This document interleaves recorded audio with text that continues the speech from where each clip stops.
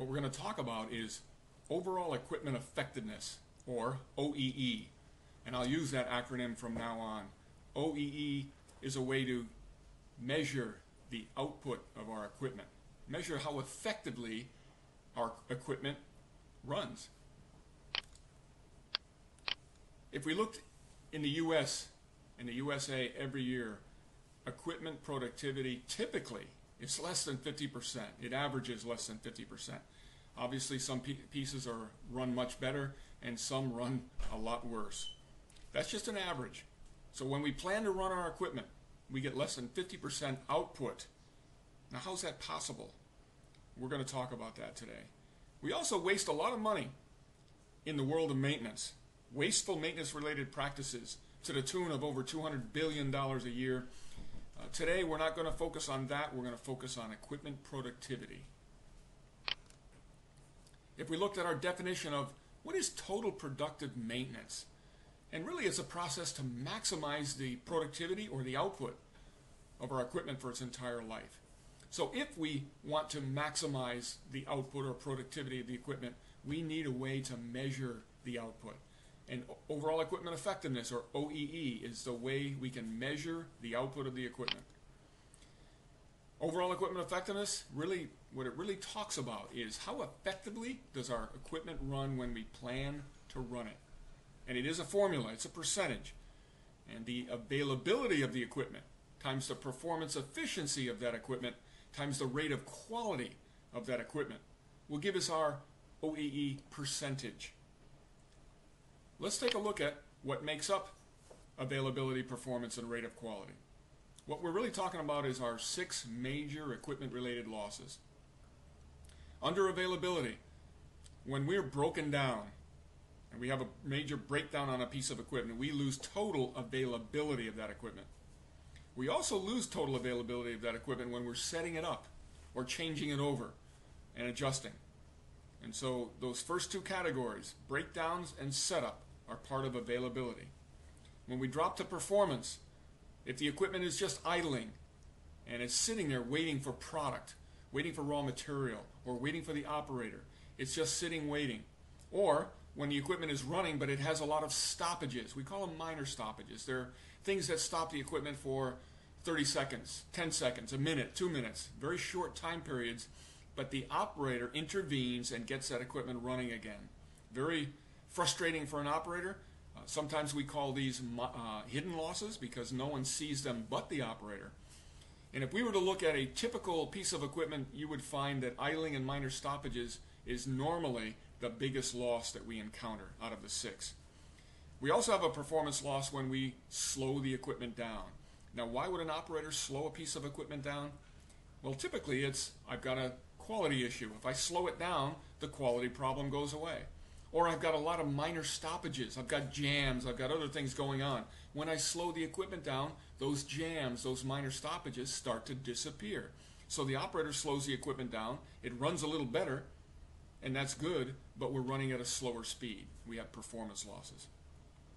Number 5 loss, we're getting into the category of rate of quality. We have a thing called startup losses.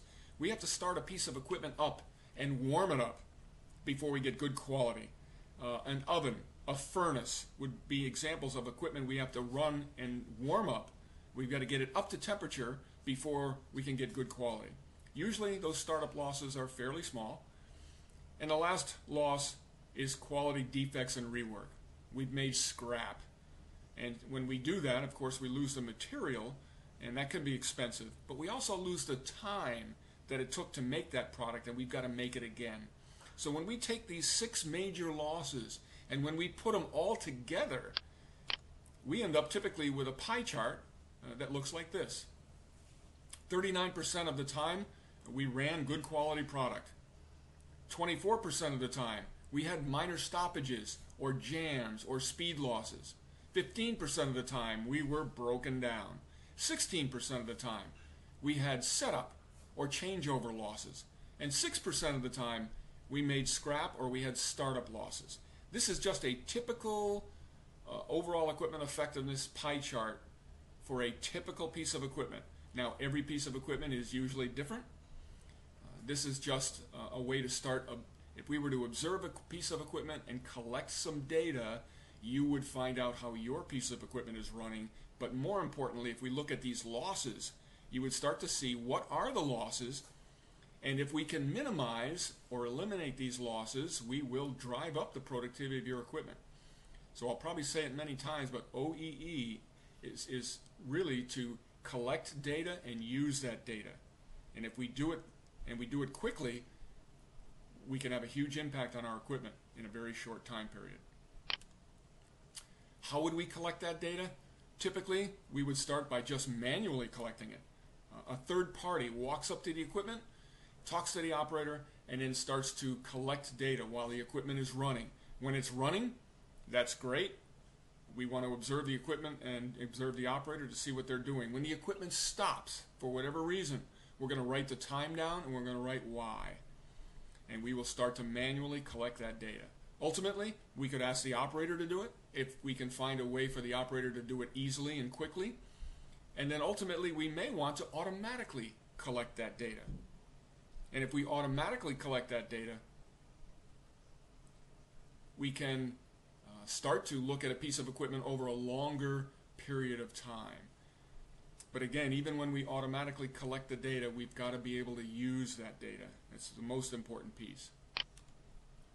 This is an example of a flip chart that was out on a production piece of equipment, and you'll see under the red box is first shift, below it is second shift, below that is third shift.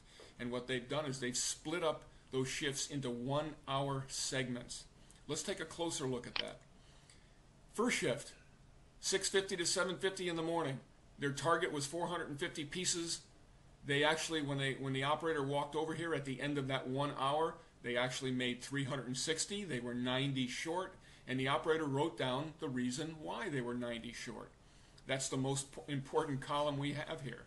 The next hour, they had a break during that time, so they were only supposed to make 300.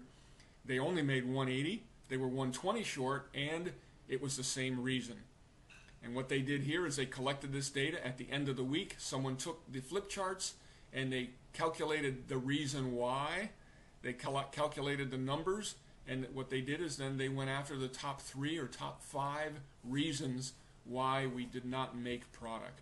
And by focusing continually on those top 3 and top 5, they were able to slowly increase the output of that equipment until it got up into the 80+% range.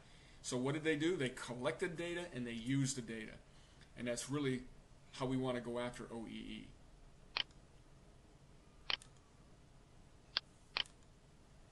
A world-class measurement for OEE, we would be running in the 90% range. And from where we were before at 39%, we've improved our capacity from there to over 130%. World-class measurement, 90% OEE. World-class measurements for minor stoppages, that loss would be less than 4% of our loss. Breakdowns would be less than 3%. Setup or changeover would be less than 2% of our loss. And scrap and rework would be less than 1%. Just some world-class measurements for OEE.